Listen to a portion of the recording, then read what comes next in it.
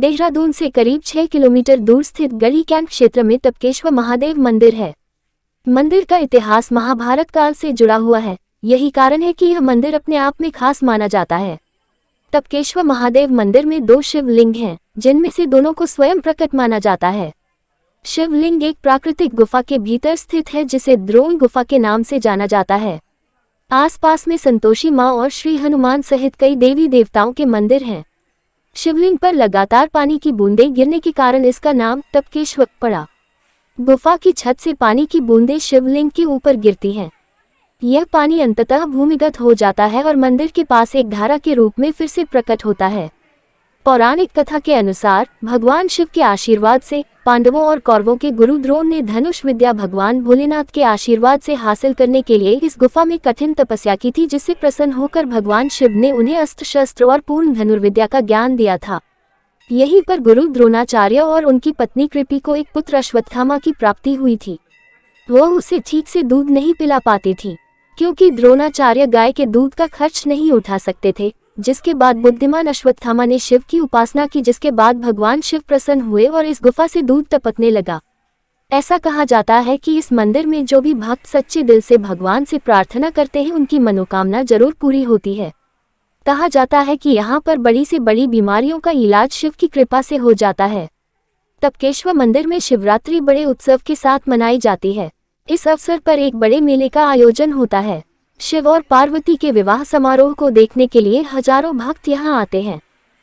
मैं इस समय देहरादून के श्री टपकेश्वर नाथ महादेव मंदिर है, ये यहाँ पर हूँ और ये गुफा में ये जो मुख्य गुफा है वो ये है।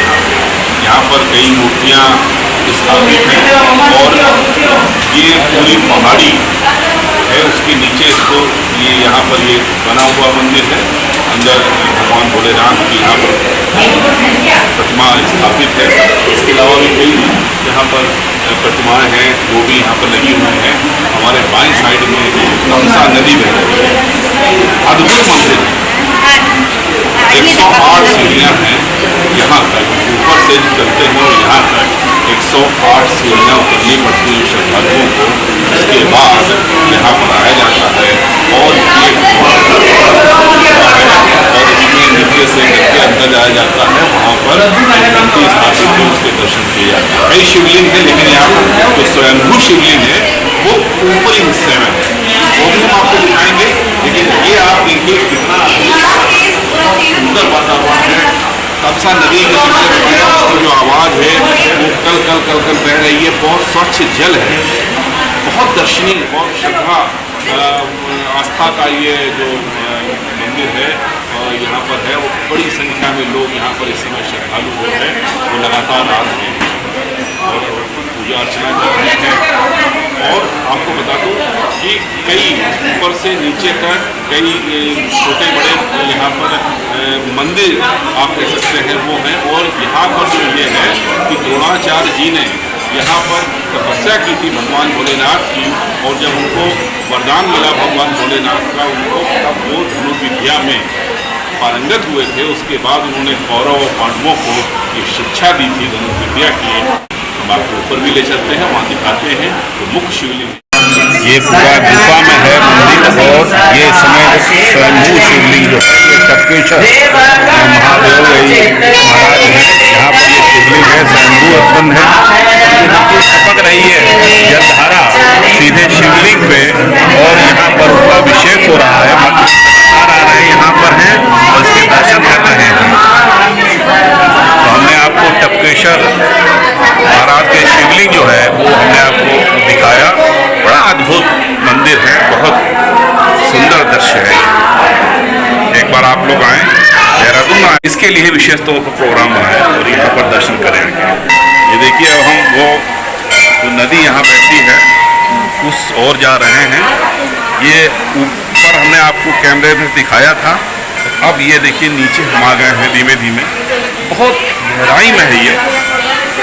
यहाँ पर कई लोग जो हैं वो जलधारा के बीच में खड़े हैं। बहुत ये साफ यहाँ पर जलधारा है। ये देखिए बहुत साफ जलधारा है, लोग खड़े हुए हैं यहाँ पे।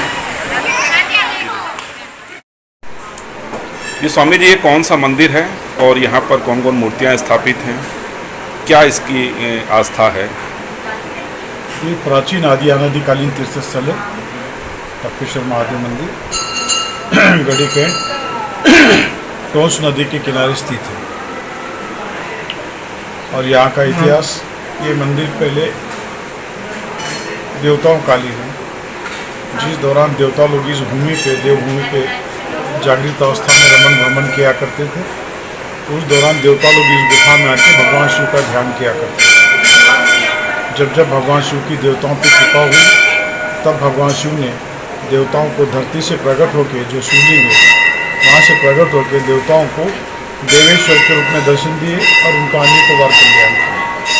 ये जो 7 बहरी नदी धारा, इस धारा के बीच देवता लोग स्नान संध्या किया करते थे, तो उस दौरान इस नदी का नाम भी देवधारा है। देवताओं के बाद इस गुफा में ऋषि लोग आए। ऋषियों ने आके भगवान शिव की तपस्या की। उनकी तपस्या से प्रसन्न होकर भगवान शिव ने उन्हें भी तपेश्वर के रूप में दर्शन दिए और अनेकों बार उनका भी कल्याण किया। उसी दौरान महाभारत की दोनों सेना के कुलगुरु आचार्य द्रोण पूरे हिमालय वर्ष का भ्रमण करते हुए वो भी इस गुफा में आए और उन्होंने भी महाभारत से पहले 12 साल तपस्या की।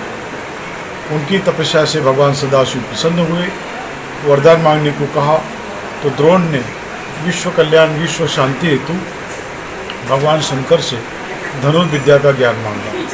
कहा जाता है भगवान शंकर रोज मध्य रात्रि को भूमार्ग से प्रकट हुआ करते थे और आचार्य द्रोण को अस्त्र शस्त्र के बारे में रोज एक अध्याय यहाँ पढ़ाया करते थे। ऐसा करते द्रोण को भगवान शंकर से पूर्ण धनुर्विद्या का ज्ञान भगवान शंकर से यहाँ प्राप्त हुआ। बाद में उन्होंने कौरव पांडवों को भी शिक्षा दीक्षा यहीं दी।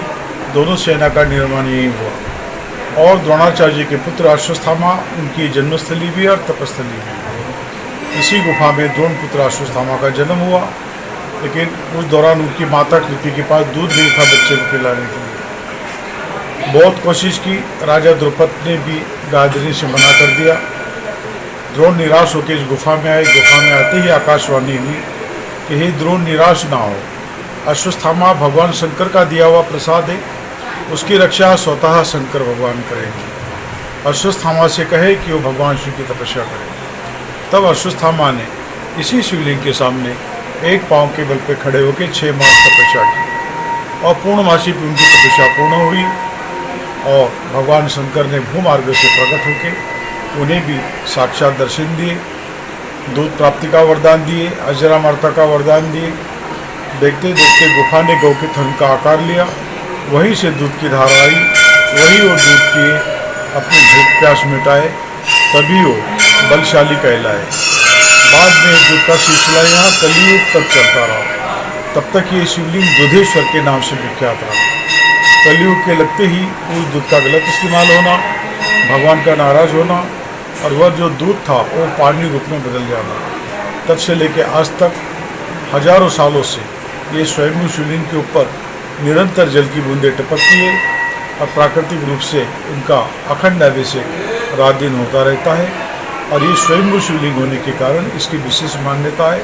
पूरे भारतवर्ष से भक्त लोग आते हैं, टपकेश्वर महाराज का दर्शन करते हैं और जो भी मनोरथ व्यक्त करते हैं, टपकेश्वर महाराज आज भी पात्रता अनुसार सबकी यहाँ मनोकामना पूर्ण करते हैं। आप भी जहाँ भी है, जब भी देहरादून आए, अवश्य टपकेश्वर महाराज का आशीर्वाद प्राप्त